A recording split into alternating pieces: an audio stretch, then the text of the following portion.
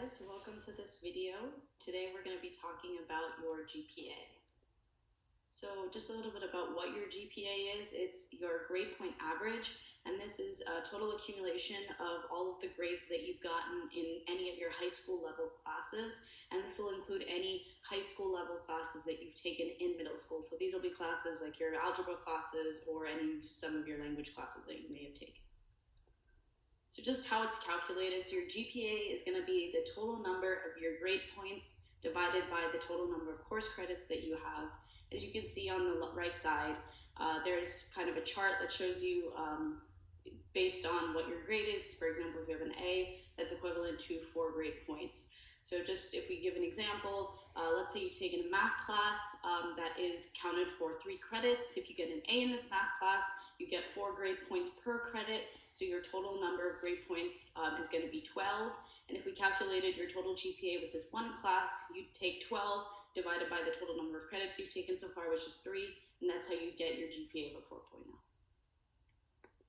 Now let's go into your types of GPA. We have about 2 types of GPA. The first is your unweighted GPA, where all of your classes are calculated equally among the same weight, and they're all calculated on a 4.0 scale. Your weighted classes look at your honors and AP classes a little bit differently, and they give them a higher weight.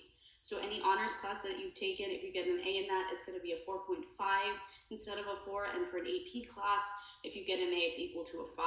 And so it's calculated on a 5.0 scale. And this kind of shows colleges how you're doing when you are taking these more rigorous and tough courses. And it encourages you to take those tough courses.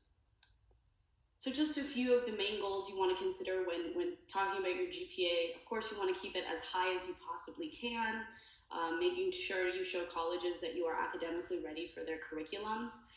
You also want to show an upward trend. Let's say you didn't do as well in your freshman and sophomore year, but they want to see that as you're progressing through your 4 years of high school, that your GPA is doing better and better, especially as you get into those harder classes.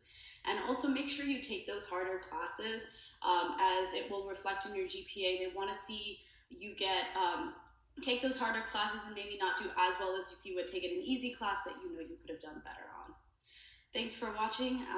We'll see you next time.